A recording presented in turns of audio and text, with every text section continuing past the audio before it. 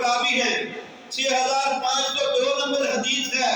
فرمایا ان اللہ تعالی قال، اللہ تبارک و تعالی فرماتے ہیں من آل لی ولیا فقد اذنتہ بالحرب، جس شخص نے میرے ولی کے ساتھ عداوت کی، بغض رکھا، اس کے خلاف میرا اعلان جنگ ہے۔ اللہ تبارک و تعالی نے فرمایا جس بندے نے میرے ولی کے ساتھ بغض رکھا اس کے ساتھ میرا اعلان جنگ ہے۔ بہت بڑی بات ہے، بہت بڑا مقام ہے اولیاء اللہ کا، اس میں کوئی شک نہیں، مگر اولیاء اللہ کا مقام کیسے بنتا ہے، اللہ کا ولی کی پہچان کیا ہے، اللہ کے ولی کی صفت کیا ہے، اللہ کے ولی ہونے کی نشانی کیا ہے۔ یہ نہیں کہ آپ کسی بنگی چرسی کو، کسی میلے کچالے کپڑوں والے کو پہن کے اس نے لٹے رکھی ہو بڑی بڑی، نماز روزے کا پابند نہ ہو، کہے مجھ پہ تو شریعت لاگو نہیں، اس کے وجہ سے کہ لوگ اس کی تعظیم کرتے ہیں، اس کے ساتھ آپ بغض نہ رکھیں کہ یہ تو اللہ کا ولی ہے۔ بھئی لوگ کہہ رہے ہیں میں گناہگار نہ ہو جاؤں، بھئی قطعاً ایسی بات نہیں ہے۔ جو گندا شخص ہو، جو شریعت کے منافی ہو، شریعت کے خلاف ہو، اسے بغض بھی رکھے، اسے نفرت بھی کرے، کیونکہ یہ ناپسندیدہ عمل ہے۔ ولی کی نشانی بھی اللہ تبارک و تعالیٰ کے حبیب محمد رسول اللہ صلی اللہ علیہ وسلم نے بیان فرما دی اللہ کی طرف سے۔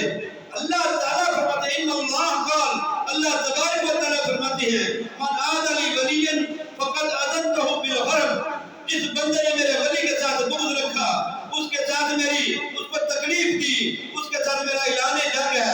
فرمایا ما تقرب وما تقرب الی عبدی بشیء احب الی مما افترضته الیہ۔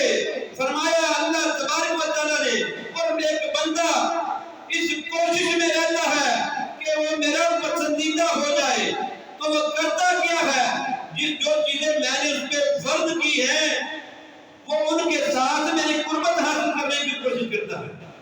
اللہ نے فرض کی نماز، اللہ نے فرض کیا روزہ، صاحب نصاب ہو تو زکات، صاحب استطاعت ہو تو حج، اگر ان چیزوں کا وہ پابند ہے تو پھر تو وہ ان کے ساتھ اللہ کی قربت حاصل کر رہا ہے، کیونکہ اللہ تبارک و تعالیٰ نے فرمایا کہ بندہ کوشش کرتا ہے میری قربت حاصل کرنے کی، وہ کیا کرتا ہے جو چیزیں میں نے اس پہ فرض کی ہیں وہ ان کے ساتھ میری قربت حاصل کرنا چاہتا ہے۔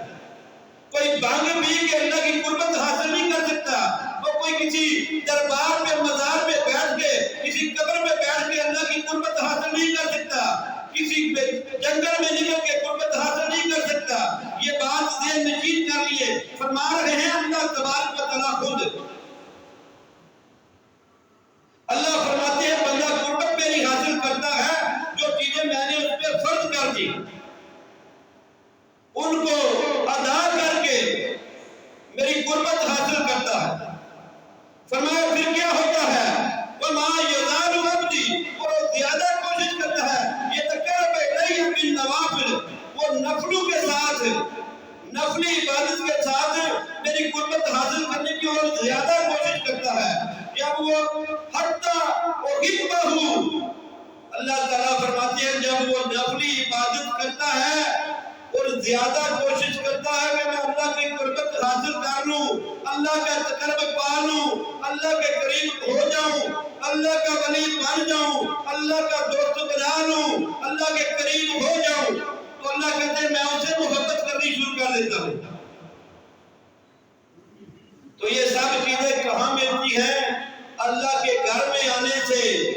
اللہ کے گھر میں آئیں گے، فرائض کی ادائیگی کریں گے، نوافل کی کثرت کریں گے، اللہ کا خیال رکھیں گے، اللہ کی محبت اپنے دل میں رکھیں گے، اللہ کے علاوہ کسی کا خوف اپنے دل میں نہ آنے دیں گے، جب یہ کام ہوگا تو محبت ملے گی اللہ تبارک و تعالیٰ کی، اور حقیقی معنی میں وہ اللہ کا ولی ہوگا۔ تو اللہ فرماتے ہیں جب میں اسے محبت کرنے لگ جاتا ہوں فَإِذَا أَحْبَبْتَهُ كُنْتُ سَمْعَهُ الَّذِي يَسْمَعُ بِهِ۔ اللہ فرماتے ہیں جب میں اسے محبت کرنا شروع کر دیتا ہوں تو میں اس کے کان بن جاتا ہوں جن سے وہ سنتا ہے، میں اس کی آنکھیں بن جاتا ہوں جن سے وہ دیکھتا ہے، میں اس کے ہاتھ بن جاتا ہوں جن سے وہ پکڑتا ہے، میں اس کے قدم بن جاتا ہوں جن سے وہ چلتا ہے۔ اللہ تعالیٰ فرماتے ہیں اور جب وہ کوئی مجھ سے سوال کرتا ہے لَأَعْطِيَنَّهُ، میں اسی وقت اس کو عطا کر دیتا ہوں۔ یعنی ہم کہتے ہیں کہ فلاں بندہ جو ہے مستجاب الدعوت ہے، اس کی دعا کو اللہ قبول کرتے ہیں۔ وجہ کیا ہے؟ وہ اللہ کے فرائض سے بھی غفلت نہیں کرتا اور نوافل کے ساتھ اللہ کا تقرب حاصل کرتا ہے۔ تو یہ پتا چلا کہ کسی مزار پہ بیٹھ کے، کسی دربار پہ بیٹھ کے یہ تقرب اللہ کا نہیں ملے گا۔ کسی جھاڑی میں، کسی پہاڑ پہ جا کے تقرب اللہ کا نہ ملے گا۔ اللہ کا تقرب ملے گا تو اللہ کا سجدے میں ملے گا، اللہ کی عبادت میں ملے گا، اللہ کی اطاعت میں ملے گا، رسول اللہ صلی اللہ علیہ وسلم کی اطاعت میں ملے گا، فرمان برداری میں ملے گا، آپ کی پیروی میں ملے گا۔ اس لیے جب وہ بندہ اللہ تعالیٰ فرماتے ہیں مجھ سے سوال کرتے ہیں میں اس کو عطا کرتا ہوں، جب وہ مجھ سے پناہ مانگتا ہے تو میں اس کو پناہ دیتا ہوں۔ یہ ہے نفلی عبادت زیادہ سے زیادہ کریں، بڑے قیمتی دن ہیں یہ 10 دن ذی الحجہ کے۔